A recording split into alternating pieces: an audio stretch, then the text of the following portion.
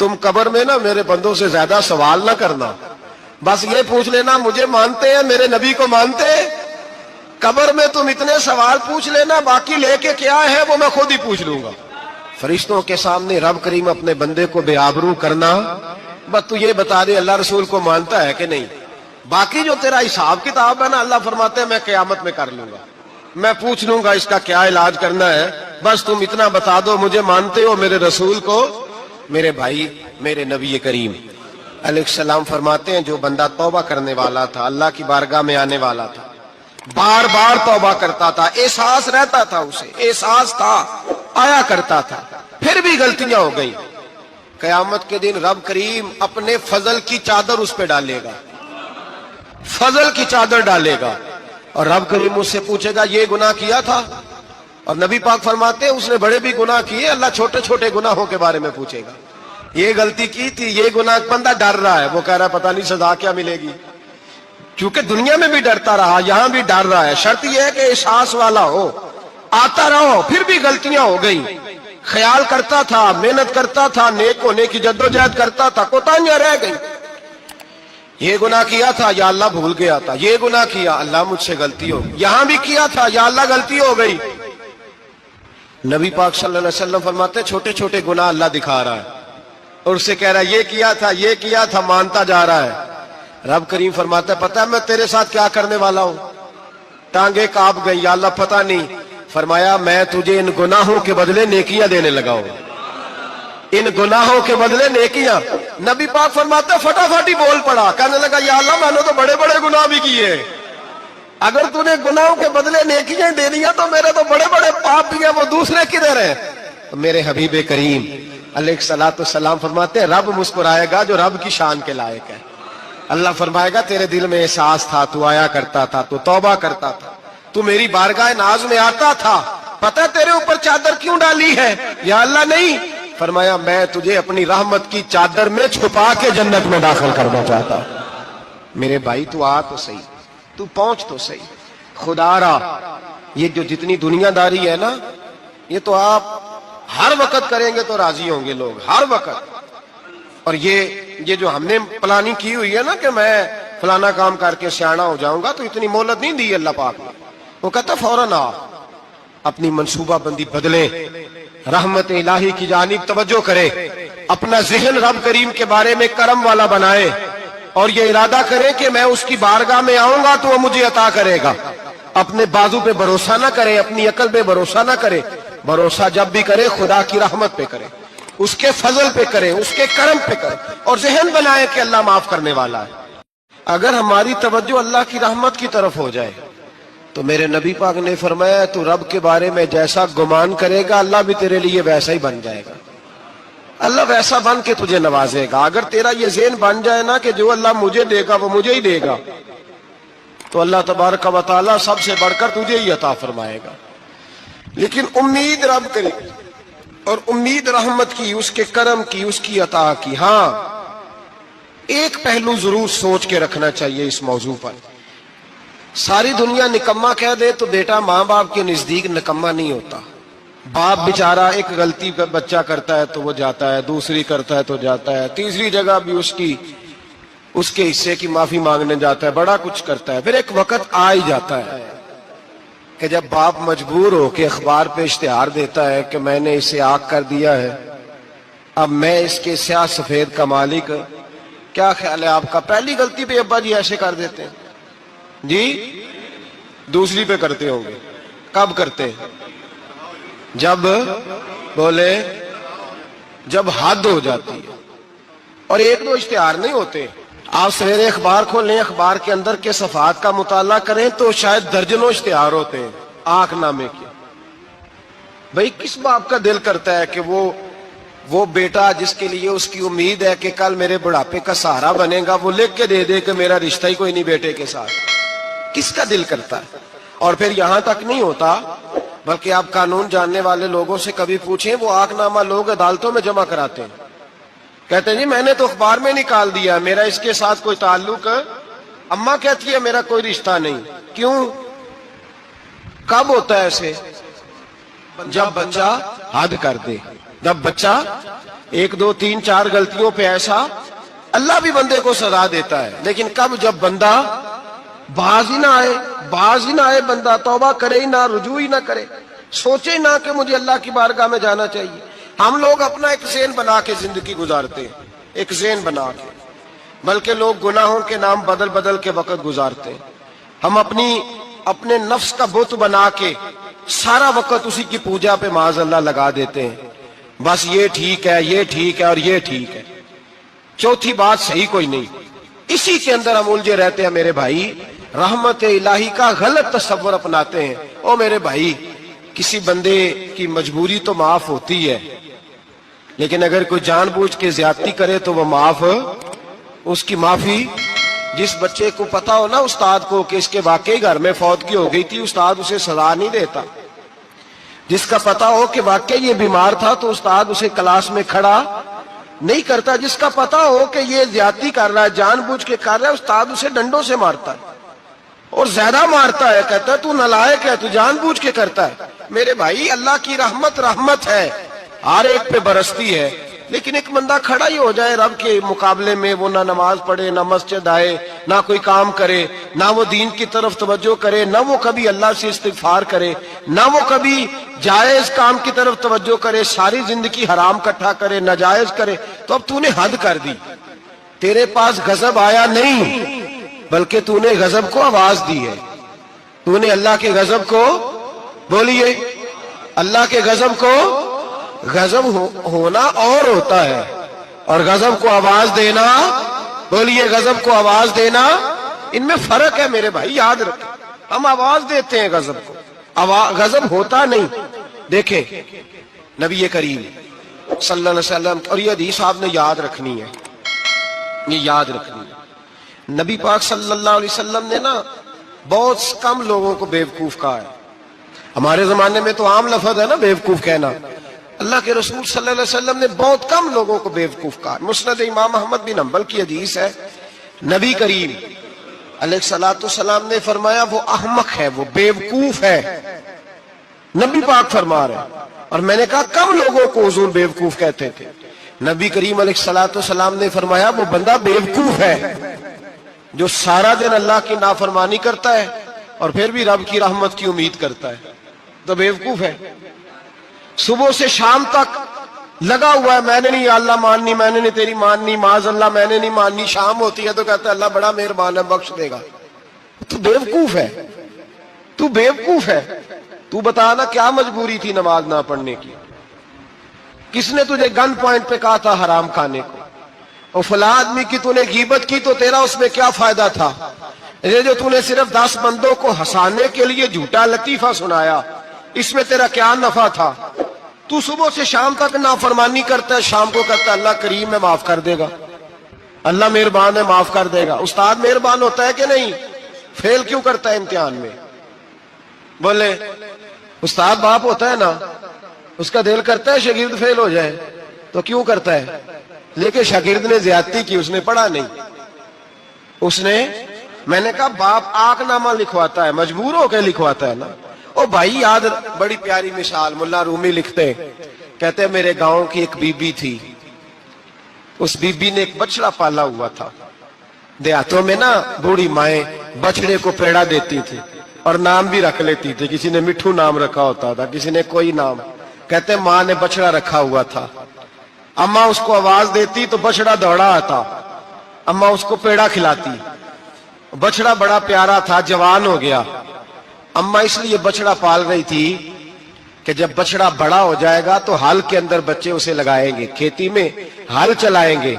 بچڑا بڑا ہو گیا، اماں کے بیٹے کہنے لگے اماں لا، تو نے بڑا کھلا پلا لیا، اس سے کوئی کام لیتے۔ ہل کے آگے لگایا تو کہنے لگا میں نے تو نہیں چلنا۔ اماں کے پاس آئے، کہنے لگے یہ نہیں چلتا۔ اماں کہنے لگی چلو ٹائم دو تھوڑا، سمجھ جائے گا۔ پھر موقع دیا، پھر آئے، کہا اماں اب تو ہم نے اس کے ناک میں نکیل بھی ڈال دی ہے، لیکن اب بھی یہ حل میں چلنے کو تیار ہے۔ ملا رومی رحمت اللہ علیہ فرماتے ہیں پھر کہا اماں سے، اماں کہنے لگی چلو تھوڑا ٹائم اور دے دو، سیانا ہو جائے گا۔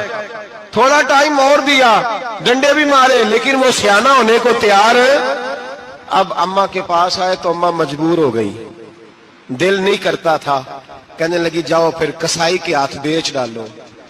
وہ گیا کسائی کے پاس, اسے کاٹا گیا, اس کی کھال اتاری گئی, اس کے چھوٹے چھوٹے پیس کر کے کھا گئے لوگ. وہ ماں رو رہی تھی.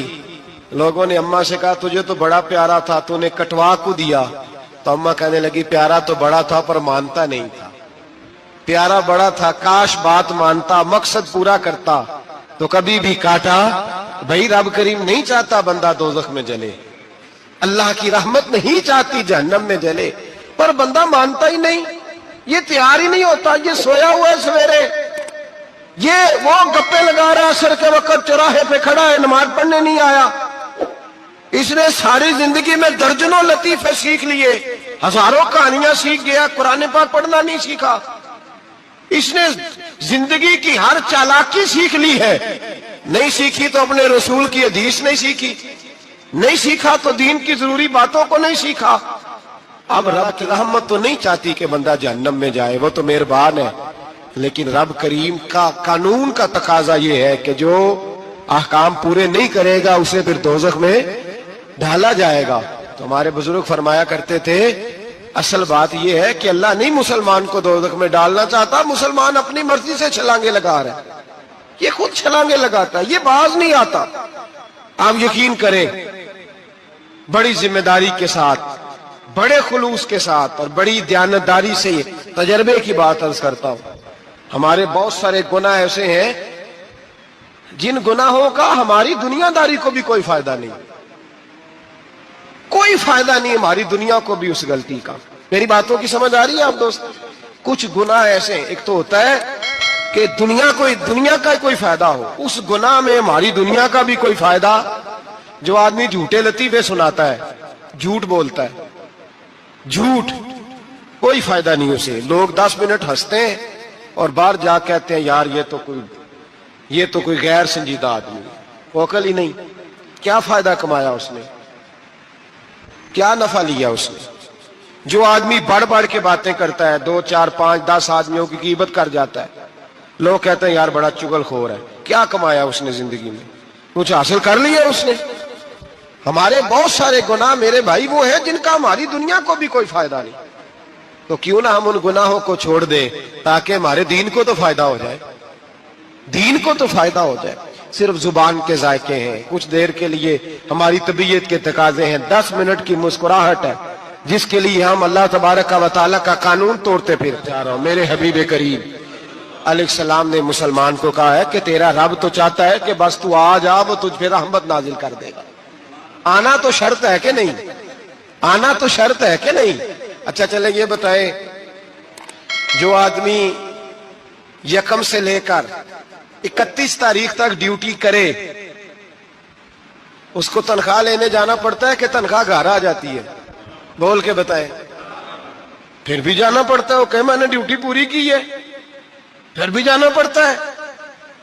ڈیوٹی پوری کرنے کے باوجود تجھے تنخواہ لینے, اور ہو سکتا ہے کہ یہ بھی کہا جائے ابھی آئی نہیں کل آنا, ہو سکتا ہے یہ بھی کہا جائے پرسوں آنا, یہ بھی ممکن نہیں کہ فوراً. او خدا کے بندے, تو آتا ہی نہیں خدا کی رحمت لینے, تو اس کے گھر کی طرف رجوع ہی نہیں کرتا, تو توجہ ہی نہیں کرتا, تو کہتا اللہ مہربان ہے. بھائی مہربان تو ہے, تو رحمت لینے آیا ہے, تو نے کوئی بہانہ بنایا اس کی رحمت کا؟ اللہ کی رحمت قیمت نہیں مانگتی, بہانہ مانگتی ہے. پر بتانا تیرا کوئی بہانہ ہے کہ نہیں؟ میرے نبی کریم سید عالم صلی اللہ تعالی علیہ وسلم نے فرمایا رب قیمت کا سوال اور نہیں مانگتا. یقین کریں نہیں مانگ, بندے قیمت مانگتے ہیں. آپ 100 دفعہ مسکرا کے بات کریں, ایک دفعہ نہ کرے تو کہتے ہیں مولوی صاحب امیر ہو گئے, اب تو صحیح سلام بھی نہیں لیتے. ایک دفعہ ہو سکتا ہے بیچارہ پیٹ میں درد ہو رہی ہو سکتا ہے گھر کی کو بہت بڑی ٹینشن ہو سکتا ہے کوئی مجبوری ہو. بندے ہمہ وقت قیمت مانگتے ہیں, ہمہ وقت آپ تندرست ہیں, ہر وقت آپ قیمت ادا کرتے ہیں تو لوگ راضی ہیں. لیکن رب کہتا تو کوئی قیمت نہ دے, کوئی بہانہ ہی بنا لے, تیرا رب تجھ سے راضی ہو جائے گا. سنیں بڑی پیاری حدیث, بڑی خوبصورت حدیث, کنز المال میں دیگر کتب احادیث میں ہے. حضرت ابو ہریرہ رضی اللہ تعالیٰ عنہ فرماتے ایک بابا جی نبی پاک کی بارگاہ میں آئے, اور جب وہ واپس جانے لگے تو میں نے عمر پوچھی تو عمر تھی 96 سال. کہتے ہیں بزرگ جب آئے نا تو یہ بھویں جو ہے نا ان کی سفید ہو کے تو یوں آنکھوں پہ آ گئی. بڑی چھڑی بابا جی نے پکڑی ہوئی اور دونوں ہاتھ پکڑ کے نا چھڑی کے اوپر جھکے ہوئے ہیں ایک جانب. قربان جاؤں. کہتے ہیں جب وہ بزرگ مسجد میں داخل ہوئے تو میرے رسول نے کھڑے ہو کے استقبال فرمایا, کھڑے ہو, اور نبی کریم صلی اللہ علیہ وسلم نے آگے بڑھ کے بابا جی کو بازو سے پکڑا اور بٹھایا. حضور بیٹھ گئے. کہا بزرگوں کیسے آئے ہو؟ تو کہتے ہیں وہ بابا جی بات کرتے تو آنکھ کھول کے پہلے حضور کا چہرہ دیکھتے, پھر وہ بات کرتے تو ان کے لب و لہجے کے اندر بڑی پریشانی, بڑی تکلیف, بڑی مایوسی. عرض کرنے لگے یا رسول اللہ, حضور زندگی ساری گناہوں میں بیت گئی ہے, حضور غلطیاں ہی غلطیاں, یاد ماضی عذاب ہے, یا رب چھین لے مجھ سے حافظہ میرا. اے اللہ کے رسول بڑی لمبی فہرست ہے, پاپ ہی پاپ ہے, کالے سیاہ دفتر ہے. یا رسول اللہ صلی اللہ علیہ وسلم جب پلٹ کے دیکھتا ہوں حضور مجھے نیکی دکھائی نہیں دیتی. حضور اس عمر میں آپ کا ایک صحابی ملا ہے, اس نے بات سمجھائی ہے تو تھوڑا خیال آیا ہے, لیکن یا رسول اللہ صلی اللہ علیہ وسلم اب میرا وجود بیکار ہو گیا ہے, حضور بوڑھا ہو گیا ہوں. 3 باتیں کہیں بزرگوں نے اور نرالی کہیں. کہنے لگے یا رسول اللہ صلی اللہ علیہ وسلم, حضور اب تو میری کمر بھی سیدھی نہیں ہوتی کہ میں نماز ہی صحیح ادا کر سکوں, بوڑھا ہو گیا ہوں. یا رسول اللہ صلی اللہ علیہ وسلم اب میرے اندر طاقت نہیں کہ میں محنت مزدوری کر کے صدقے اور خیرات دے سکوں. یا رسول اللہ صلی اللہ علیہ وسلم اب میں تلوار لے کے جہاد بھی نہیں کر سکتا. حضور نہ میں لمبی نمازیں پڑھ سکتا ہوں, آقا نہ میں صدقات و خیرات دے سکتا ہوں, محبوبہ نہ میں دین کے لیے کوئی جہاد کر سکتا ہوں. بیکار وجود ہے, بیکار. بیکار وجود کو تو گھر والے برداشت نہیں کرتے, بچے دعا کرتے ہیں یا اللہ ابا جی کو پردہ دے دے, اماں کو پردہ دے دے. بیکار ہو گیا ہوں اور آج آیا ہوں تو مجھ بیکار کو میرا رب قبول کر لے گا. آج کلمہ پڑھوں تو بیکار ہوں, کسی کام کا نہیں, نہ نماز نہ صدقات نہ جہاد, قبول کر لے گا. حضرت ابو ہریرہ فرماتے ہیں جیسے برسات میں بارش کی جھڑی لگتی ہے, یوں مصطفیٰ کی آنکھوں سے جھڑی لگ گئی. حضور کھل کے روئے, کھل کے. اور میرے حبیب پاک نے فرمایا بزرگوں بڑے مجاہد ہیں, دین کے لیے جہاد کرنے والے بڑے ہیں, رب کریم کو آپ کی تلوار کی اتنی حاجت نہیں. اور فرمایا اس کے خزانے کوئی خالی تو نہیں کہ آپ ہی گویا صدقہ دیں گے تو بھرے جائیں گے. اور فرمایا پھر رب کریم کی شان میں اضافہ نہیں کرتی عبادتیں, وہ تو بندے کو نفع دیتی ہیں. میں بزرگوں نہ آپ جہاد کریں, نہ آپ صدقات دیں, لا لمبی نمازیں پڑھیں, آپ صدق دل سے آ جائیں. اللہ کے رسول کا وعدہ ہے رب آپ کو بغیر حساب کتاب جنت عطا فرما دے گا. آنا تو شرط ہے کہ نہیں, آئیں تو صحیح, نہ پہنچے تو صحیح, آ جائیں. اس کو نہیں عادت صدقات و خیرات کی, جہاد کی, تبلیغ, آئے تو صحیح نا. ان العبد اذا تعرف ثم تاب تاب اللہ علیہ. میرے حبیب نے فرمایا بندہ جب رو کے کہتا ہے نا یا اللہ غلطی ہو گئی معاف کر دے, فرمایا میرا مالک اسے فوراً ہی معاف فرما دیتا ہے. تو آ تو صحیح, تو آتا ہی نہیں, تو آ ہی نہیں رہا, تو گھر میں بیٹھا ہوا ہے, تو سویا ہوا ہے, تو دکانداری کر رہا ہے, تو پیسے گن رہا ہے, تو آیا ہی نہیں. آ تو صحیح. بلکہ میرے نبی پاک فرماتے ہیں جب اللہ پاک کا بھاگا ہوا غلام آتا ہے پھر تو اللہ زیادہ راضی ہوتا ہے, پھر تو اللہ زیادہ راضی ہوتا ہے, زیادہ راضی ہوتا ہے. تو آ تو صحیح, پہنچ تو صحیح.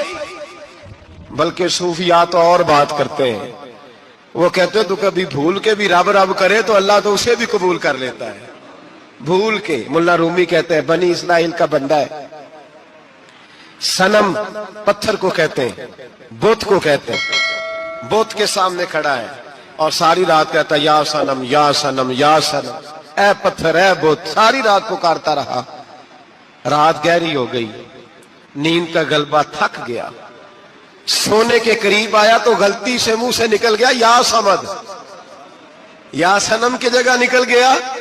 رب کریم نے فرمایا جبریل دوڑ کے جا, جو مانگتا ہے اسے دے دے. حضرت جبریل عرض کرتے ہیں مولا بھول کے تیرا نام لے رہا ہے, بھول کے لے رہا ہے. تو رب کریم نے فرمایا چل نام تو میرا ہی لے رہا ہے نا, میرا لے رہا ہے نا. یا اللہ وہ اللہ کریم نے فرمایا جھوٹے کے سامنے ساری رات کا کھڑا ہے, ساری رات کا پکار رہا ہے, اسے کچھ نہیں ملا. تو سچے کا نام لیا ہے، اگر میں بھی کچھ نہ دوں اور بت میں اور مجھ میں فرق کیا رہ جائے گا؟ جا جو مانگتا ہے جھولی بھر کے دے، نام تو لیا ہے نا۔ او بھائی تو بہانا تو بنانا، او آ تو صحیح نا، تو یہاں آ جا، پہنچ جا، آ جا، بس بیٹھ جا، اس کی بارگاہ ناز میں حاضر تو ہونا، تجھے فرصت ہی نہیں۔ تو یاروں کے لیے ٹائم نکالتا ہے، بازاروں کے لیے ٹائم نکالتا ہے، گلیوں کے لیے ٹائم نکالتا ہے، چوکوں چوراہوں کے لیے ٹائم نکالتا ہے، ہفتے میں ایک دن ہوٹلنگ کے لیے بھی جاتا ہے، لیکن کبھی چھپ کے 2 نفلوں کی تجھے توفیق نہیں ہوتی۔ اور میں کئی دفعہ کہہ چکا ہوں، جس بندے کو بغیر عبادت کے رزق زیادہ ملنے لگ جائے اس پر آزمائش ہوتی ہے رب کریم کی۔ اللہ فرماتے ہیں اس کو پیسے دو، اسے آنے نہ دینا، اس کو چل پیسے دوڑ جا۔ لوگ سمجھتے ہیں میں بڑا ذہین و عقل مند ہوں، دیکھو میں اپنی ہوشیاری سے، چلاکی سے آگے نکل گیا۔ تو آزمائش ہے، یہ تو آزمائش ہے رب کریم کی طرف سے، یہ تو اس کی خفیہ تدبیر ہے۔ میرے بھائی اس کی بارگاہ ناز تک جو آ گیا، آنا تو ہماری ذمہ داری ہے کہ نہیں؟ پھر اس کی رحمت آگے بڑھ کے استقبال کر لیتی ہے، پھر اللہ کا فضل اس کو تھام لیتا ہے اس بندے کو۔ اور خدا کی رحمت کتنی زیادہ ہے، میرے حبیب کریم سید عالم صلی اللہ علیہ وسلم نے فرمایا اللہ نے اپنی رحمت کے 100 حصے کیے ہیں۔ حضور فرماتے ہیں ایک حصہ اللہ نے دنیا میں نازل کیا ہے۔ کتنا؟ ایک حصہ۔ فرمایا یہ جو ماں بیٹے سے پیار کرتی ہے، باپ بیٹے کے لیے مزدوری کرتا ہے، یہ جو بہن بھائی کے لیے روتی ہے، یہ جو بیوی شوہر کے لیے دعا مانگتی ہے، یہ جو بچے ماں باپ سے پیار کرتے ہیں، فرمایا یہ اس ایک رحمت کا نتیجہ ہے، ایک رحمت کا نتیجہ۔ تو صحابہ کہنے لگے یا رسول اللہ وہ 99 کدھر ہیں؟ نبی پاک نے فرمایا رب کریم نے سنبھالی ہوئی ہے، قیامت کے دن تمہیں عطا فرمائے گا۔ ابھی تو ایک نازل کی ہے، ابھی اللہ نے۔ ایک بزرگ تھے ہمیں تفسیر پڑھایا کرتے تھے، تفسیر کے استاد تھے۔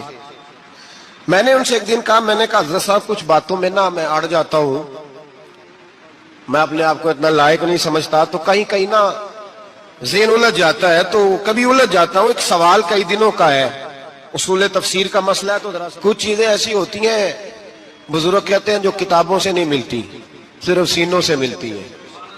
کورس تو فقط لفظ ہی سکھاتے ہیں، یہ آدمی ہے جو آدمی بناتے ہیں۔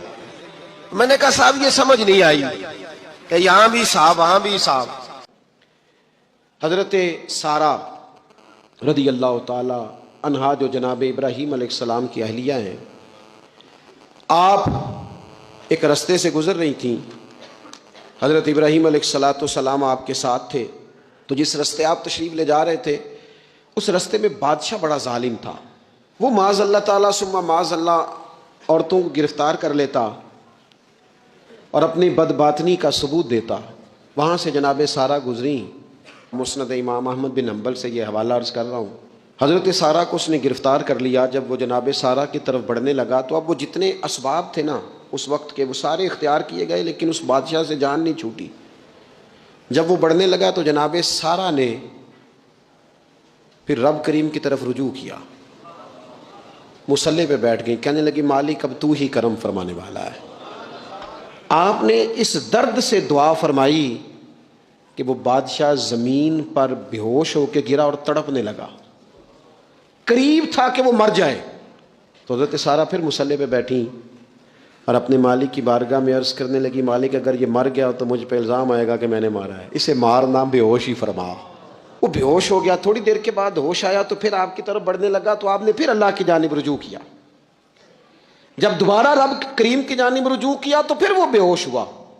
کئی دفعہ وہ کوشش کرتا، لیکن آپ جب اپنے مالک کی بارگاہ میں ہاتھ اٹھاتی تو بے ہوش ہو کے گر پڑتا۔ بالآخر آپ سے معافی بھی مانگی، آپ کو آزاد بھی کیا۔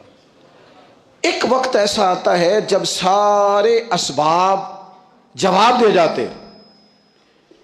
ہم مسلمان ملک میں رہتے ہیں، کچھ باتیں بڑی خوب ہیں۔ میں نے دیکھا ہے کہ ڈاکٹر جب سمجھ آتا ہے نا کہ رپورٹس، ادویات، ٹیسٹ اب اس نتیجے پہ پہنچ گئے ہیں کہ شاید یہ مریض بچے گا نہ، تو چونکہ مسلمان ملک ہے تو میرے وطن کے ڈاکٹر ایک خوبصورت جملہ بولتے ہیں، مجھے بڑا پسند ہے۔ وہ یہ نہیں کہتے اب کچھ نہیں ہو سکتا، وہ کہتے ہیں آپ دعا کریں۔ کیا مطلب کہ اب رجوع اللہ کا وقت آ گیا ہے۔ ہمارے پاس جو شعور تھا، علم تھا، وہ ہم نے خرچ کر دیا، اب ٹائم ہے کہ رجوع اللہ کریں آپ اللہ کی بارگاہ. یہ بڑا خوبصورت جملہ ہے. اچھی باتوں کا بھی تو ذکر کرنا چاہیے نا. یہ خوبصورت جملہ ہے کہ آپ دعا کریں. ایک وقت آتا ہے جب دعا کی ضرورت ہوتی ہے, دست غیب کی ضرورت ہوتی ہے. نبی پاک علیہ السلام 313 کو لے کے جب میدان میں آئے تھے تو ظاہری اسباب تو یہ تھے کہ 1000 سے مقابلہ کیسے ہوگا. تو پھر میرے کریم نے پتہ کیا کیا, حضور نے پھر رب کریم کی طرف رجوع فرمایا, اور پھر اللہ کی مدد فرشتوں کی صورت میں آئی. ایک خاتون تھی حضرت زنیرہ رضی اللہ تعالی عنہ, یہ صحابیہ ہیں, یہ مسلمان ہو گئیں. کفار نے انہیں مارا, تکلیف دی, بڑی اذیت سے گزری, یہاں تک کہ ان کی بینائی چلی گئی. جب نظر آنا بند ہو گیا نا تو دور تھا مکے کا, کفار کی عورتوں نے معاذ اللہ تانا دیا کہ دیکھا نا لات و منات, یہ ان کے بتوں کے نام ہے, معاذ اللہ لات و منات تیری نظر لے گئے, اب تو کیا کرے گی. تو انہوں نے جب یہ تانا دیا تو جناب زنیرہ رضی اللہ تعالیٰ عنہ نا ایمان, عقیدہ, یقین, توکل, اللہ کی بارگاہ کی طرف رجوع, سارے حوصلے جمع کر کے کہنے لگی چپ کرو, اگر میرا رب چاہے گا تو اسی طرح میری آنکھیں واپس لوٹا دے گا, پورے توکل سے. اور پھر آپ نے دعا مانگی, اے اللہ مہربانی فرما, یہ مجھے تانا دیتے ہیں کہ اگر تو نے دل مسلم کی دل جوئی نہیں تو تانا دیں گے بت کے مسلم کا خدا کوئی نہیں. مالک مہربانی فرما. وہ رجوع اللہ کیا, رات کو سوئی تھی تو آنکھوں میں روشنی نہیں تھی, جب صبح اٹھی تو دونوں آنکھوں کو اللہ نے روشن فرما دیا تھا. میں عرض کر رہا ہوں کہ وقت ہے ہمارے اوپر کہ اب ہمیں اپنے رب کی بارگاہ کی طرف رجوع کرنا چاہیے. جب بندہ اللہ کی جانب رجوع کرتا ہے نا, نبی پاک علیہ السلام نے فرمایا جب تم استغفار کرتے ہو نا تو اللہ ہر مشکل سے نکلنے کے لیے تمہیں رستہ عطا فرماتا ہے, اور اللہ تمہیں وہاں سے رزق عطا کرتا ہے جہاں سے تمہارا کبھی گمان بھی نہیں گیا ہوتا. کبھی نہ توجہ کریں, جب پوری طرح ٹوٹ جائیں نا پھر توجہ کریں رب کی جانب. جب پوری کوشش کریں کام نہ ہو تو پھر بیٹھ جائیں اپنے مالک کی بارگاہ میں. مالک اسباب جمع کر لیے, اب تو مدد فرما. نبی پاک صلی اللہ تعالیٰ علیہ وسلم نے فرمایا جو آدمی محنت کرے, کوشش کرے اور شام کو تھک کے سو جائے, اللہ اس کے پچھلے گناہوں کو معاف فرما دے. تو چلتے رہیں, جد و جہد کریں, ہمت کریں, کوشش کریں. کبھی کبھی یوں ہوتا ہے کہ انسان سمجھتا ہے کہ میں نے کوشش تو کی تھی لیکن یار یہ میرے کوشش کرنے سے کوئی نتیجہ نہیں نکلا. عارف رومی رحمۃ اللہ علیہ فرماتے ہیں کہ ایک شہر ایسا تھا جس میں ایک بیماری بار بار حملہ کرتی تھی. تو 3-4 پہاڑیاں ایک دوسرے کے اوپر تھیں, اکٹھے پہاڑ بنے ہوئے تھے, اس کے اوپر وہ جڑی بوٹی تھی جس سے اس بیماری کا علاج ہوتا تھا. تو کئی حکیموں نے بتایا کہ اگر وہ جڑی بوٹی حاصل کر لی جائے تو تمہارے شہر کے لوگ صحت یاب ہو سکتے ہیں. پر وہ 4 پہاڑیاں اوپر نیچے, اور پھر ڈھلان بڑی سیدھی تھی, جو پیر رکھتا پھسل جاتا, کوئی جرت ہی نہ کرتا اوپر جانے کی. لیکن لوگ بیمار تھے, تکلیف میں تھے. بالآخر ایک شخص نے ارادہ کیا کہ کب تک لوگوں کو بیماری سے سسکتے, تڑپتے, مرتے دیکھتا رہوں گا. اس نے کلاڑا اٹھایا, ہتھوڑا اٹھایا, پہاڑ کاٹنا شروع کیا کہ میں سیڑھیاں بناؤں گا اوپر جانے کے لیے. فرماتے ہیں کہ وہ پہاڑ کاٹ رہا تھا تو جو قریب آتے تھے نا وہ اسے کہتے تھے پاگل ہو گیا تو اکیلا بندہ کیسے پہاڑ کاٹے گا, بیوقوف ہے, چھوڑ دے. اس نے کہا یار تم ساتھ نہیں چل سکتے تو حوصلہ شکنی تو نہ کرو, مجھے کچھ کرنے تو دو. سالوں لگ گئے, ایک پہاڑ کاٹ کے سیڑھیاں بنائی اس نے, پھر دوسرا پہاڑ شروع کیا, پھر سالوں لگ گئے, اور 2 پہاڑ کاٹے تھے, بڑھاپا آ گیا, بیمار ہو گیا, موت کا وقت آ گیا. اب چونکہ سیڑھیاں بن گئی تھی تو 2 پہاڑ کٹ گئے تھے, وہاں تک لوگ آنے جانے لگے تھے. این اس وقت جب وہ دنیا سے جا رہا تھا پھر بھی کچھ لوگ حوصلہ شکنی کر رہے تھے. اسے کہہ رہے تھے خدا کے بندے کیا نتیجہ نکلا. کچھ لوگوں کی ڈیوٹی ہوتی ہے اپوزیشن کا کردار ادا کرنا, وہ ہر موقع پر حوصلہ شکنی کرتے ہیں. اب اس پر آخری وقت آ گیا ہے, باوجود اس کے کچھ لوگوں نے جا کے کہا کیا نتیجہ نکلا جی, تیرے اوپر موت کا وقت آ گیا ہے, تو اوپر تک تو جا نہیں سکا, فائدہ کیا ہوا. وہ کہنے لگا بیوقوفو تمہیں پتہ ہی نہیں میں کامیاب ہو کے جا رہا ہوں. انہوں نے کہا کس طرح؟ کہنے لگا میں نے آدھا سفر آسان کر دیا ہے, اب جو میرے بعد آئے گا نا اسے صفر سے نہیں شروع کرنا پڑے گا, میں نے آدھا سفر اس کے لیے آسان کر دیا.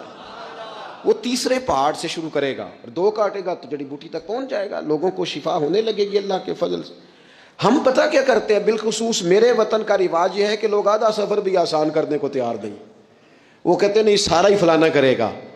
جتنے انبیاء دنیا میں آئے نا میرے دوستوں وہ سارے کامیاب گئے, لیکن کسی کے ساتھ 4 امتی, کسی کے ساتھ 10, کسی کے ساتھ 100, کسی کے ساتھ 200, لیکن نبی کامیاب گئے. کیوں؟ کہ اللہ تعالیٰ نے جو ان کے ذمہ ڈیوٹی لگائی تھی وہ ڈیوٹی انہوں نے پوری ذمہ داری سے سر انجام دی. اس ڈیوٹی میں انہوں نے کبھی کوئی کمی دکھائی تو اپنی زندگی میں جد و جہد کریں, کام کریں, بیٹھ کر صرف بات نہ کریں, تنقید نہ کریں, بیٹھ کر صرف منصوبہ بندی نہ کریں. اور میرے ملک میں بالخصوص یہ کام ہوتا ہے, تبصرے کرو, چینل کھولو, تنقید کرو, اندر کی خبر لے کے آؤ, کوئی کہانی سناؤ, کوئی نئی سٹوری بناؤ, لیکن کام نہ کرو.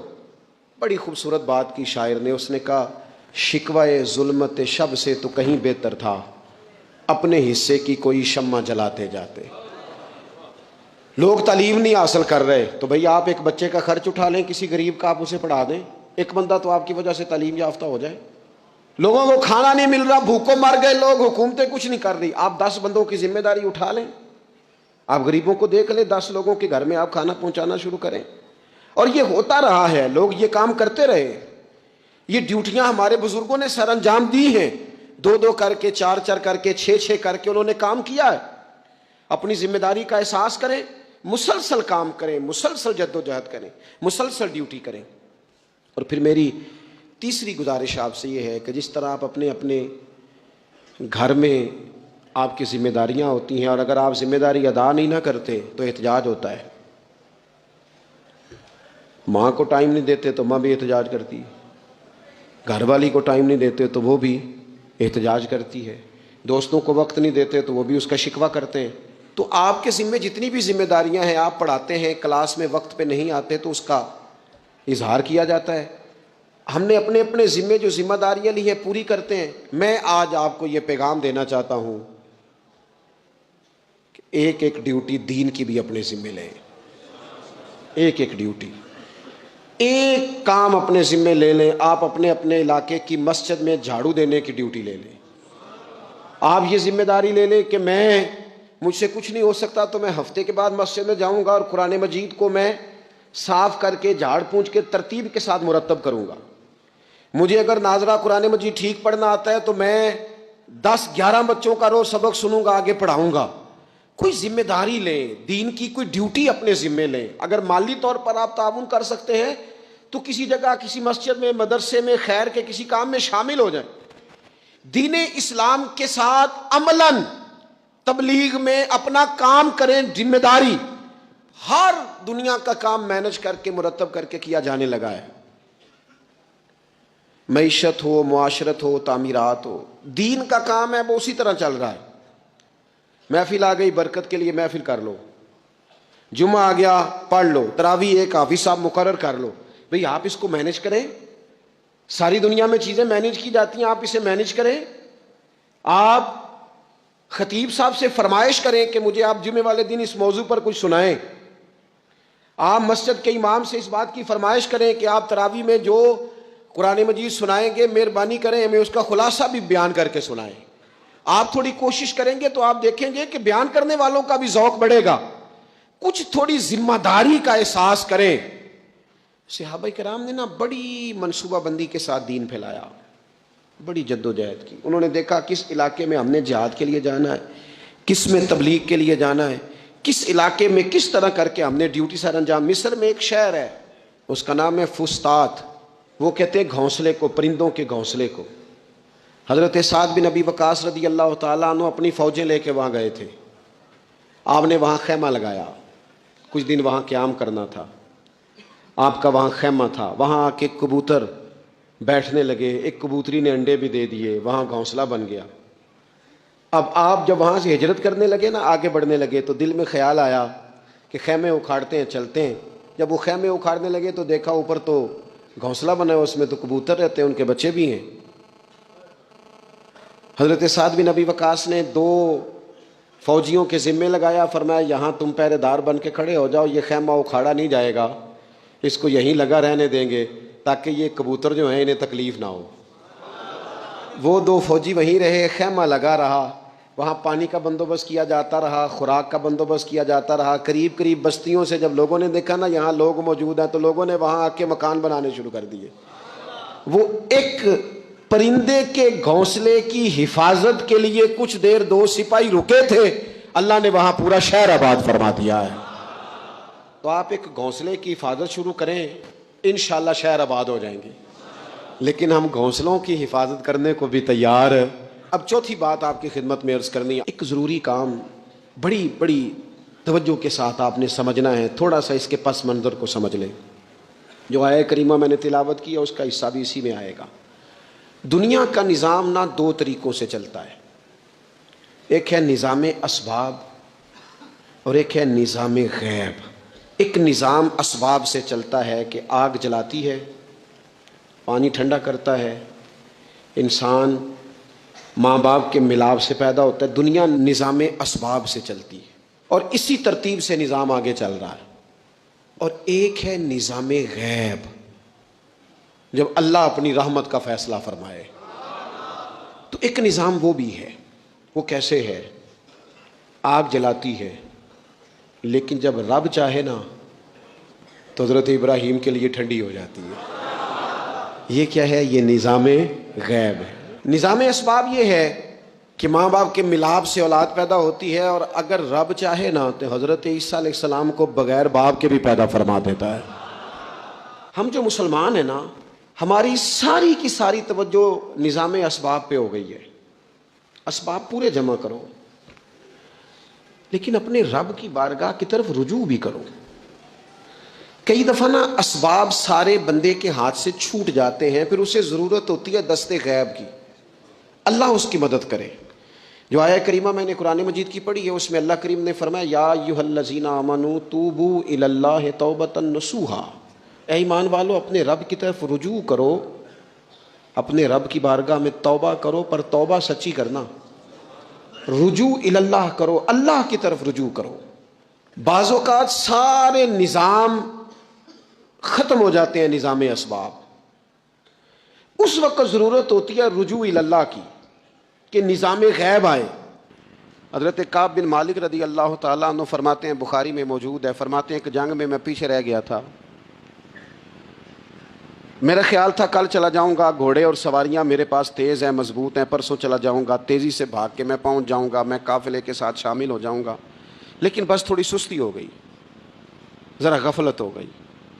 آپ فرماتے ہیں جب سب لوگ چلے گئے حضور علیہ السلام کے ساتھ جہاد میں اور میں پیچھے رہ گیا، تو پھر جب چند دن گزر گئے اور محبوب کے واپس آنے کا ٹائم ہو گیا تو اب میں غور کرتا سمجھتا تو مجھے مدینے میں یہاں بزدل لوگ نظر آتے، اور کون نظر آتے؟ جو منافق تھے، وہ منافق بزدل دکھائی دیتے، یا مجھے عورتیں اور بچے دکھائی دیتے۔ میں پریشان ہوا، حضور واپس آ گئے۔ جنہوں نے بہانے کیے تھے نا منافقین نے، یہ مجبوری تھی اس لیے نہیں جہاد پہ گئے، یہ جنہوں نے بہانے کیے تھے انہیں مل گئی معافی، اور میں نے سچ بولا، میں نے کہا یا رسول اللہ میں غافل ہو گیا تھا۔ اب کہتے ہیں میں نے جب کہا نا حضور سستی ہو گئی تھی، ذرا غفلت ہو گئی، تو بندہ محبوب سے غافل ہو جائے، بندہ وہیں سے غافل ہو جائے، جو دم غافل سو دم کافر، سانو مرشد اے ہو پڑھایا۔ جب کہا نا حضور وہ غلطی ہو گئی، کوئی مجبوری نہیں تھی، تو فرماتے ہیں باقیوں کو معافی مل گئی، میرے ساتھ حضور ناراض ہو گئے۔ 1 دن نہیں، 2 دن نہیں، 50 دن حضور ناراض رہے۔ مدینے کی گلیوں نے مجھے پہچاننا چھوڑ دیا، در و دیوار سے مجھے یوں لگتا تھا کہ میں پردیسی ہوں۔ فرماتے ہیں میں مسجد میں آتا تھا، میں جب محبوب کو دیکھتا تو حضور رخ انور پھیر لیتے، اور مجھے پتا تھا جب میرا چہرہ ادھر ادھر ہوتا تو پھر کریم رحمت کی نظر فرماتے۔ فرماتے ہیں 50 دن مسلسل، پھر مجھے حکم ہوا کہ بیوی بھی بھیج دو، میک کے بچے بھی بھیج دو، ننھال یعنی تنہا رہ جاؤ۔ فرماتے ہیں وہ میں نے قید تنہائی کاٹی، لیکن شکر اللہ کا یہ ہے کہ میں سچا تھا، بس ذرا بھول گیا تھا، بس ذرا غفلت ہو گئی تھی۔ تو فرماتے ہیں پھر اللہ تبارک و تعالیٰ نے میرے اوپر فضل یہ فرمایا کہ میری توبہ کا اعلان رب نے قرآن مجید میں فرمایا. تو غافل نہ بنے کبھی بھی. ہمارا نا مسئلہ یہ ہے, اور آپ نے ناراض نہیں ہونا, ڈھیر سارے لوگ غافل ہو جاتے ہیں, مالدار بھی غافل ہیں, صاحبان علم بھی الا ماشاء اللہ بہت ساری جگہوں پہ غافل ہیں. جن لوگوں کو 4 لوگ جاننے لگ جاتے ہیں, کوئی مقام حاصل ہو جاتا ہے, وہ بھی بہت ساری جگہوں سے غافل ہو جاتے ہیں الا ماشاء اللہ. غفلت بڑی تکلیف والا منظر ہے. جو لوگ سمجھتے ہیں نا میں اب گڈ بک میں آ گیا ہوں, اب میں اچھا ہو گیا ہوں, اب میرے لیے خیر کہا جاتا ہے, مجھے اچھائی شاید یہ مستقل میرے ساتھ رہے گی, تعریف ہی ہوگی ہمیشہ, وہ بھی غافل ہو جاتے ہیں. اور یہ غفلت ٹھیک نہیں ہوتی. وجہ دیکھنی چاہیے کس وجہ سے انسان کو وقار مل رہا ہے, عزت مل رہی. اپنی زندگی سے غفلت کو اتار پھینکیں. تھوڑی دیر کی تو غفلت ہوتی ہے, لمبی تو نہیں. 2 منٹ کے لیے صرف اس نے ڈرائیونگ کرتے ہوئے چہرہ موبائل کی طرف کیا تھا, 2 ہی تو منٹ لگے تھے. لمحوں نے خطا کی تھی, صدیوں نے سزا پائی. لمحوں نے خطا کی تھی, صدیوں نے سزا پائی. ایک لمحے کے لیے غافل ہوئے تھے اور صدیاں, نسلیں روتی رہ گئیں پیچھے, بچے تڑپتے رہ گئے, اہل خانہ پریشان رہ گئے, ماں باپ ساری زندگی روتے رہے. لیکن یہ 2 منٹ کے لیے. یہ غفلت جو ہے یہ بڑی تکلیف والا معاملہ. اپنی زندگی سے غفلت کو اتارنا ہے, غافل نہیں بننا. ہر وقت توجہ اور ساری باتوں پہ توجہ. بعض اوقات لوگ ایک طرف توجہ کر کے ایک طرف سے غافل ہو جاتے ہیں. نہ, توجہ ہمہ پہلو رکھنی ہے. ہمارے ذمہ جتنے بھی حقوق ہیں ان سب پر توجہ, ہر چیز کا خیال. ایسا نہ ہو کہ عبادت کرتے رہ جائیں اور حقوق العباد ہم سے چھوٹ جائیں, اور حقوق العباد اتنے زیادہ ادا کریں. صاحب مجھے کہنے لگے ایک دفعہ بڑے وثوق کے ساتھ, کہنے لگے جی معاذ اللہ ثم نہیں جی ٹائم ملتا پھر نماز دا کی کریے, روزی کمانا بھی تو عبادت ہے نا. تو میں نے کہا آپ نے عبادت کرنا ایک حصہ قبول کیا ہے, آپ نے کل عبادت نہیں قبول کی. عبادت کل ہے, ہمہ پہلو. ایک حصہ آپ قبول کر کے نکل گئے اور باقی آپ نے چھوڑ دی. تو کسی ایک طرف سے بھی غافل نہیں ہونا. جتنی ذمہ داریاں ہیں, جتنی ڈیوٹیاں ہیں, ان سب کا خیال. اور جو بڑا آدمی ہوتا ہے, بڑا گھر میں بڑا ہو, قبیلے میں بڑا ہو, علاقے میں بڑا ہو, ادارے میں بڑا ہو, کلاس میں بڑا ہو, جو بڑا ہے اس کی تو ساری آنکھیں کھلی ہوئی ہونی چاہیے. ایک ایک پر اس کی نظر ہونی چاہیے کہ میری کہاں ضرورت ہے, کہاں مجھے اشک شوئی کرنی ہے, کس کے ساتھ میں نے کس طرح محبت کا رویہ رکھنا ہے. غافل نہ بنے. اچھا جی اب کیسے پتہ چلے گا کہ ہم غافل ہیں؟ یہ کیسے پتہ چلے گا؟ آپ کسی بندے سے بھی پوچھ لیں حالات کیا ہیں تو کہتا ہے اللہ کا شکر ہے کبھی کسی کا دل نہیں دکھایا, اللہ کا شکر ہے جی زمانہ ہو گیا 5 نمازیں پڑھتا ہوں, اللہ کا شکر ہے جی. کیسے پتہ چلے گا غافل ہیں؟ پہلی علامت ہمارے علماء اور صوفیاء نے غافل بندے کی لکھی ہے. اس آئینے میں میں نے اور آپ نے اپنا آپ دیکھنا ہے. غافل بندے کی پہلی علامت یہ ہوتی ہے کہ وہ دنیاوی کاموں میں چست ہوتا ہے اور اللہ اور اس کے رسول کی فرما برداری میں سست ہوتا ہے. یعنی نماز کے وقت تو اسے نیند ستاتی ہے, پریشانی ہوتی ہے, لیکن اگر کسی جگہ مال مل رہا ہو, پیسے مل رہے ہوں, وہاں جانا ہو تو پھر اسے کوئی چیز بھی تنگ نہیں کر. دنیاوی کاموں میں چست ہوگا, یعنی ٹی وی کے آگے, موبائل کے آگے وہ گھنٹوں بیٹھا ہوا ہے. اور اگر اسے 25 منٹ قرآن پاک سننا پڑ جائے, اگر اسے 20 منٹ دینی محفل میں بیٹھنا پڑ جائے, اگر اسے کہا جائے کہ تو 20 رکعت نماز نفل ادا کر, دنیاوی کاموں میں چست ہے, دینی کاموں میں, یہ غفلت کی پہلی علامت. پھر ذاتی معاملات پہ پیسہ خرچ کرنا ہو تو ڈھیر سارا ہے, کسی غریب کی مدد کرنی ہو تو. وہ ہمارے ایک دوست ہیں, وہ اکثر کہا کرتے ہیں, وہ کہتے ہیں آج کل کسی سے کہنا فلائی کام میں, دینی کام میں, کسی کی مدد میں کچھ 4 پیسے خرچ کرنے ہیں تو لوگ کہتے ہیں ہاتھ تنگ ہے. ہاں کچھ سستا پلاٹ ملتا ہو نا, اور اگر یہ سمجھ آ جائے کہ وہ مجبور ہے بیچارہ بیچنے والا, تو پھر کہتے ہیں میں 2-3 دوستوں کو پھاڑ لے سن.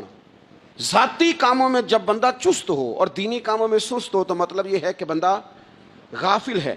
پہلی علامت غفلت کی. اور غفلت کی دوسری نشانی یہ ہے کہ انسان گناہ کے کاموں کو معمولی سمجھنے لگ جاتا ہے. یہ غافل بندے کی نشانی ہے. گناہ کو معمولی سمجھتا ہے, چھوٹا سمجھتا ہے. آج کل لوگ کہتے نہیں میں کو اکیلا کر رہا ہوں, ساری دنیا ہی کرتی ہے. وہ جناب کیا ہو گیا؟ اگر یہ غلطی ہو گئی تو بندے سے ہو ہی جاتا ہے. گناہ کو معمولی سمجھنا، چھوٹا سمجھنا اور کہنا پھر کیا ہو گیا ہے، انسان سے غلطی ہو جاتی ہے. آپ دیکھ لیں کہ سینکڑوں بیسیوں گناہوں کا بوجھ ہمارے سروں پہ ہوتا ہے، لیکن کوئی ہمارا دبدبا ہے، کوئی ہماری گفتگو ہے، کوئی ہمارے جملوں میں خود پسندی ہے، کوئی ریاکاری ہے، کوئی تصنع ہے. یہ غافل بندے کی علامت ہے. نبی اکرم صلی اللہ تعالی علیہ وآلہ وسلم نے فرمایا مومن اپنے گناہوں کو پہاڑ کی طرح سمجھتا ہے. یہ بخاری میں حدیث ہے. مومن پہاڑ کی طرح جانتا ہے اور وہ ڈرتا ہے کہ کہیں وہ پہاڑ اس کے اوپر گر نہ جائے، یعنی کہیں مجھے میرے گناہ کی سزا نہ مل جائے. چھوٹے گناہ کو بھی پہاڑ جانتا ہے، یار مجھ سے غلطی ہو گئی، مجھے ٹھیک کر لینی چاہیے، مجھے معافی لے لینی چاہیے، مجھے توبہ کر لینی چاہیے. مومن اپنے اوپر گناہ کو پہاڑ کی جانب سمجھتا ہے. اور حضور علیہ الصلوۃ والسلام فرماتے ہیں کہ یہ جو فاسق اور فاجر ہوتا ہے نا، اللہ کا نافرمان، یہ گناہ کو مکھی کی طرح سمجھتا ہے. یہ سمجھتا ہے میں نے اشارہ کرنا ہے، مکھی نے اڑ جانا ہے. مومن کی علامت یہ ہے کہ وہ پہاڑ جانتا ہے، اگر غلطی ہو جائے تو پہاڑ. امام اعظم ابو حنیفہ رحمۃ اللہ علیہ گزر رہے تھے تو بارش ہو گئی تھی اور کوفہ میں کیچڑ تھا، تو آپ نے جو جوتے پہنے ہوئے تھے ان جوتوں سے چلتے ہوئے نا آپ کے پاؤں سے کچھ مٹی اڑی، تو سامنے کی جو یہودی تھا، اب اس زمانے میں دیواریں کچی ہوتی تھیں، اس کے دیوار پر جا کے وہ مٹی جو تھی وہ لگ گئی. اب امام صاحب بڑے پریشان ہوئے کہ میں نے اس کی دیوار کو آلودہ کر دیا. یہاں تو لوگ اپنی اینٹیں رکھتے رکھتے کئیوں کی دیواریں توڑ ہی دیتے ہیں، اور پھر وہ اس پر ماننے کو بھی تیار نہیں ہوتے، تسلیم کرنے کو بھی تیار نہیں ہوتے. وہ کہتے ہیں پھر کیا ہو گیا، اب ہمارا یہاں گھر ہے تو ہم نے ٹرالی منگوانی نہیں تھی، ہمارا حق بنتا تھا. امام صاحب کے پیروں سے ذرا کیچڑ اڑا، یہودی کی دیوار پہ لگا، اس کی کچی دیوار تھی. امام صاحب پریشان ہو گئے، سوچنے لگے کہ اگر میں دیوار سے یہ کیچڑ اتارتا نہیں تو یہ بھی زیادتی ہے، میں نے اس کی دیوار کو گدلا کر دیا، اور اگر میں اتارتا ہوں تو کچھ مٹی اس کی دیوار کی بھی اتر جائے گی، کچی دیوار ہے، یہ بھی زیادتی ہے. مومن گناہ کو پہاڑ کی طرح سمجھتا ہے. حشر میں پھر ملیں گے میرے دوستو، بس یہی ہے مقام آخری آخری. حشر میں پھر ملیں گے میرے دوستو، زندگی نے جہاں تک وفا کی رہی، چل دیے اب سلام آخری آخری. حشر میں پھر ملیں گے میرے دوستو، کہنا سب جیت جی کے شکوے گلے، آج سے ختم دنیا کے سب سلسلے، سمڑنے کو ہے دم نکلنے کو ہے، اب ہے قصہ تمام آخری آخری. حشر میں پھر ملیں گے میرے دوستو، مجھ کو نہلا کے پہنا دیے ہے کفن، رو چکے مل کے ماں باپ بھائی بہن، موت بھی دوستو آز حیرت میں ہے، ہو چکا انتظام آخری آخری. حشر میں پھر ملیں گے میرے دوستو، کہ کہیں گر نہ جائے، اس کی بھی کہیں سزا نہ مل جائے. امام صاحب نے اس کے دروازے پہ دستک دی، وہ باہر آیا تو اتفاق سے وہ آپ کا مقروض بھی تھا, اس نے پیسے دینے تھے. باہر نکلتے ہی کہنے لگا اوہ آپ تو قرض لینے آ گئے, میرے پاس تو ابھی گنجائش نہیں ادا کرنے کی. تو امام صاحب کہنے لگے تو قرض چھوڑ, وہ میں نے معاف کیا, میرے سے غلطی ہو گئی ہے. میں آ رہا تھا, لکڑی کے جوتے اس زمانے میں کھڑاؤں لوگوں نے پہنے ہوتے تھے, کہا وہ میرے پیروں سے ذرا کیچڑ اڑا ہے, تیری دیوار پہ لگ گیا ہے. اب میں بڑی دیر سے کھڑا سوچ رہا ہوں کہ اگر میں تیری دیوار صاف نہ کروں تو میں نے یہ میلی کر دی, گدلی کر دی, یہ بھی بات درست نہیں ہے, زیادتی. اور اگر میں اسے صاف کرتا ہوں کچی دیوار سے کچھ مٹی اتر جائے گی تو یہ بھی زیادتی ہے. اب تو بتا میں کیا کروں. تو بے موسمہ پھل تھا نا یہ, تو بے موسمہ پھل دیکھ کے بندہ حیران ہو جاتا ہے. جو باتیں روٹین میں نہ ہو رہی ہوں وہ ذرا انوکھی لگتی ہے, بندہ حیران ہو گیا. غور سے امام صاحب کا چہرہ دیکھنے لگا, غور سے چہرہ دیکھنے لگا. اور پھر تھوڑی دیر سوچنے کے بعد کہنے لگا حضور پہلے میں نے دین اسلام کے بارے میں پڑھا اور سنا تھا, آج میں نے دین دیکھا ہے. پہلے میں نے سنا تھا کہ دین اسلام اس طرح کا ہے, آج میں نے دین. ہم نہ پوری دنیا کے کافروں کو دین سنانا چاہتے ہیں, دکھانا نہیں چاہتے. ہم نیک نظر آنا چاہتے ہیں, نیک بننا نہیں چاہتے. ہم نیک نظر آنا چاہتے. نتیجہ کیا نکلتا ہے کہ کچھ عرصے کے بعد پتہ چل جاتا ہے بندہ کس لیول کا نیک ہے, کیا معیار ہے اس کی نیکیوں کا. کہنے لگا حضور پہلے میں نے دین سنا تھا, آج دیکھا ہے. آپ وہ مٹی کی دیوار پر جو کیچڑ لگ گیا ہے, دیوار کو بعد میں صاف کیجئے گا, پہلے کلمہ پڑھائیں تاکہ میرے اندر کا کفر صاف ہو جائے, مجھے مسلمان کر دیں. تو غافل آدمی جو ہوتا ہے نا وہ. پھر تیسری بات, جب بندہ بہت زیادہ غافل ہو جاتا ہے پھر اعلانیہ گناہ کرنے لگتا ہے.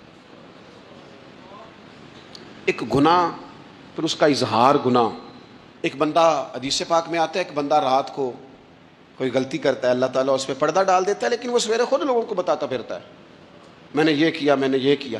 جب آپ اظہار گناہ کرتے ہیں نا تو سامنے والا بھی دلیر ہوتا ہے, کہتا ہے اس نے کیا میں کر لوں گا تو پھر کیا ہوا.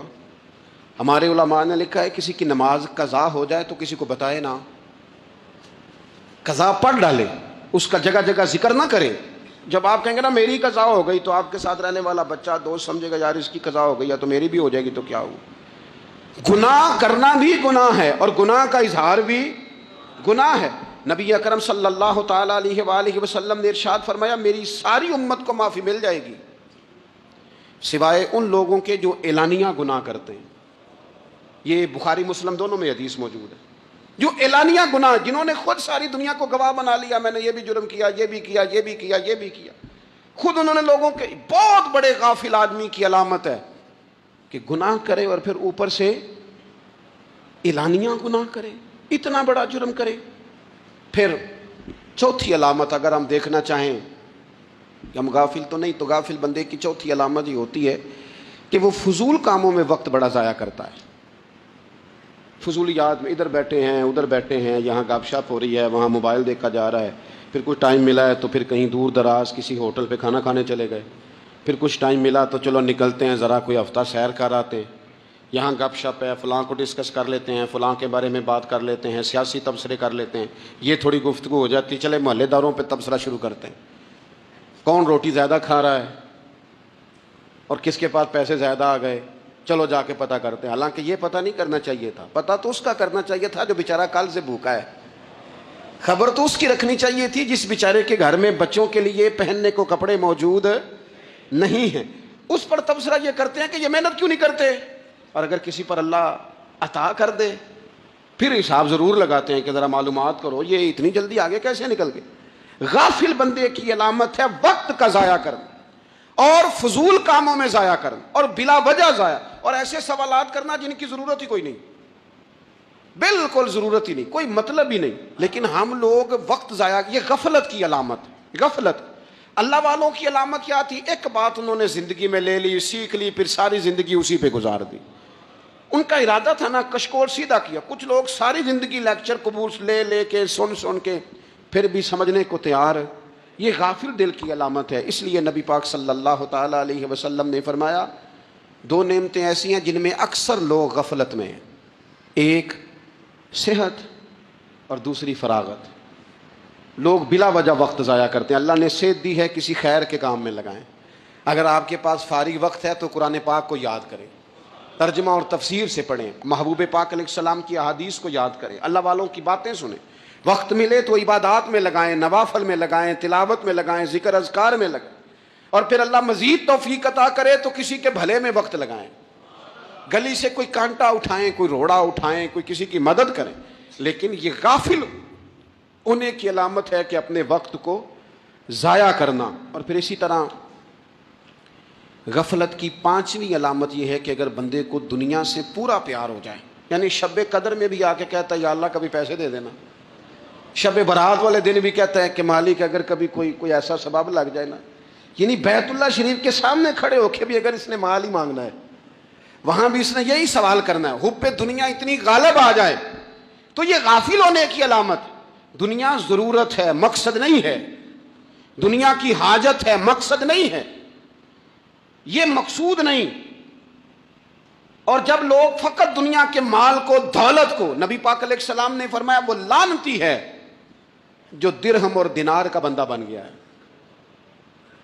پیسوں کا بندہ بن گیا ہے، مل جائے تو خوش ہوتا ہے، نہ ملے تو تکلیف میں آ جاتا ہے۔ یہ غافل بندے کی علامت۔ مومن تو وہ ہوتا ہے کہ دولت رزق حلال ضرور کماتا ہے تاکہ کسی کے آگے ہاتھ نہ پھیلانا پڑے، کوشش ضرور کرتا ہے، پر دنیا کو جیب میں جگہ دیتا ہے، دل میں نہیں دیتا۔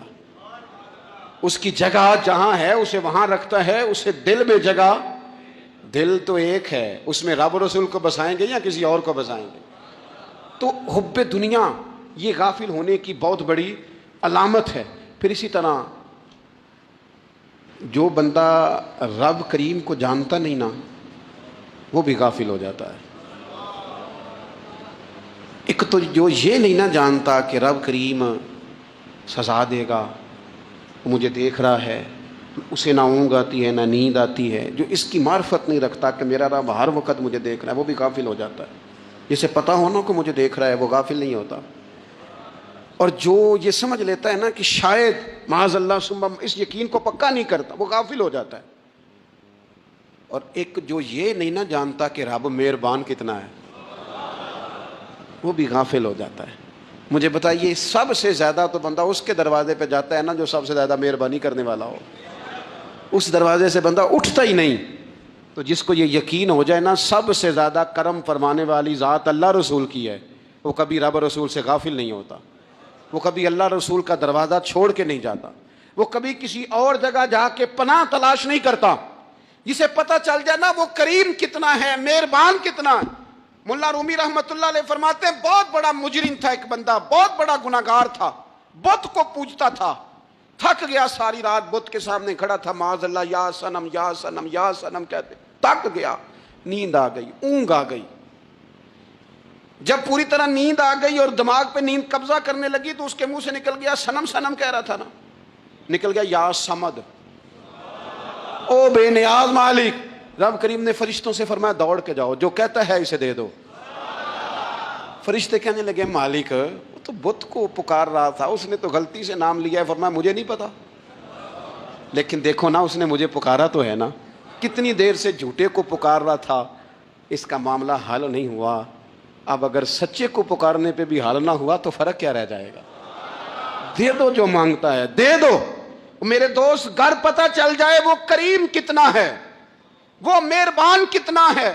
میرے رسول پاک علیہ الصلوۃ والسلام نے تو فرمایا تیری آنکھ سے اگر اس کے خوف سے اتنا آنسو بھی نکل گیا جتنا مچھر کا پر ہوتا ہے، تو جس طرح بھینس کے تھنوں سے نکلا ہوا دودھ واپس تھنوں میں نہیں نہ جاتا، جو اتنا بھی روئے نہ روئے اللہ کے خوف سے، وہ بندہ دوزخ میں نہیں جائے گا۔ تھوڑی دیر کے لیے ڈر جائے اپنے رب سے، آئے تو صحیح۔ عدم معرفت غفلت پیدا کرتی ہے، تو آ تو صحیح، وہ تو کریم ہی بڑا ہے، وہ تو مہربان ہی بڑا ہے۔ میں قبر اندھیری میں کب آؤں گا جب تنہا، گھبراؤں گا جب تنہا، امداد میری کرنے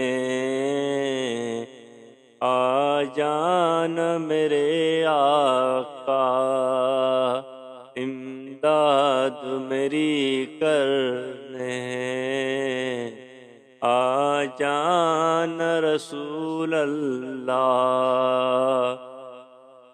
روشن میری تربت کو اللہ جرا کرنا، اللہ جرا کرنا، جب وقت نزا آئے دیدار عطا کرنا۔ مجرم ہوں جہاں بھر کا، میں شرم بھرم رکھنا، میں شرم بھرم رکھنا، رسوائے زمانہ ہوں، کملی میں چھپا لینا، رسوائے زمانہ ہوں، کملی میں چھپا لینا۔ مقبول دعا میری منظور خدا کرنا، منظور خدا کرنا، جب وقت نزا آئے دیدار عطا کرنا۔ اے سبز گنبد والے منظور دعا کرنا، جب وقت نزا